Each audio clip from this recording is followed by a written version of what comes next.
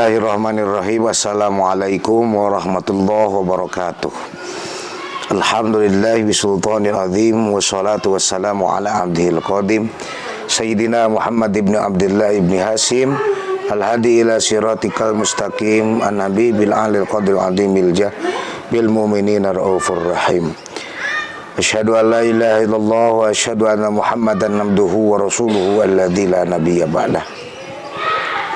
Allahumma sholli ala sayyidina Muhammadin wa ala ali sayyidina Muhammad abdika wa nabika rasulika nabil ummi wa ala alihi wa sahbihi wa barik wa sallim.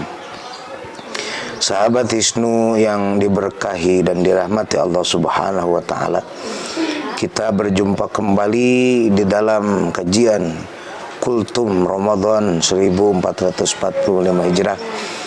Alhamdulillah, tak hentinya kita mengucap rasa syukur pada Allah Subhanahu wa taala. Kita sudah memasuki pada 10 pertengahan di bulan Ramadan, yang beberapa ulama mengatakan bahwa 10 di tengah-tengah Ramadan ini adalah puncak dari magfirah dari Allah Subhanahu wa taala, atau ampunan dari Allah Subhanahu wa taala. Setelah di 10 hari pertama kita dibiasakan oleh puasa, dibiasakan untuk menahan lapar, haus, dan dahaga, sehingga kita semakin meningkat keimanan dan bisa mengolah hawa nafsu yang ada dalam diri kita. Kita bisa menahan tidak makan dan minum sampai waktu azan berbuka. Kita bisa menahan dari segala sesuatu pertengkaran batin, dari segala sesuatu suudzon pada orang lain, lalu ditepis dengan sendirinya, karena ketika perut kita kosong menghadirkan isi pikiran yang jernih, menghadirkan hati yang semakin dalam untuk tetap berada dalam pengawasan Allah. Itu adalah makna dari puasa yang sesungguhnya. Ketika kesabarannya meningkat, maka ibadah kepada Allah pun semakin bersemangat. Setelah kemarin kita membahas bahwa separuhnya puasa adalah sabar, tentu sabar terbagi menjadi beberapa macam bagian.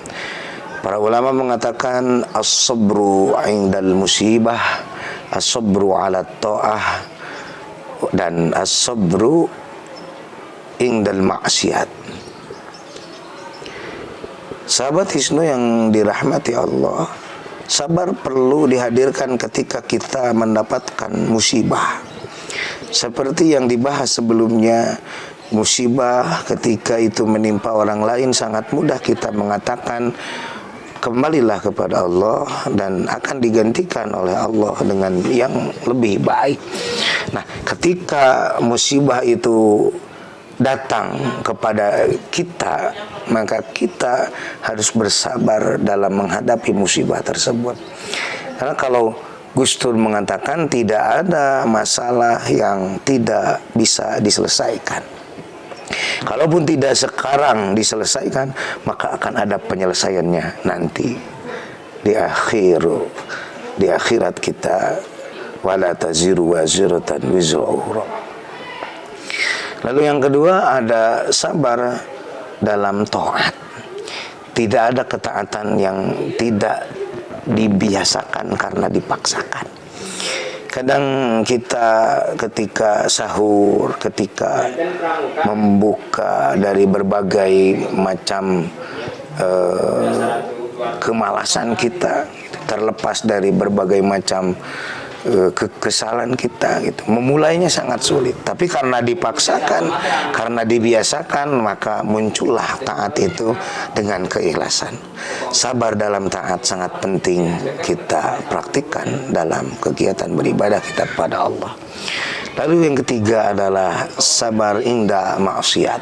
Bagaimana kita sabar menahan gempuran godaan dan berbagai macam godaan-godaan, hambatan dalam ibadah kita. Bagaimana maksiat akan menggoda kita, akan merayu kita dengan berbagai macam godaan yang begitu menikmatkan yang hanya sesaat. Oleh karenanya sabar menjadi kunci dalam kesuksesan kita beribadah di bulan Ramadan ini, sehingga kita memiliki pribadi-pribadi yang bisa menyenangkan bagi diri kita, keluarga kita, serta orang lain, dan menjadikan kita seseorang yang bermanfaat bagi orang lain. Sahabat Hisnu, mudah-mudahan ada manfaatnya. Allahul muwaffiq ila aqwamit thoriq. Wassalamualaikum warahmatullahi wabarakatuh.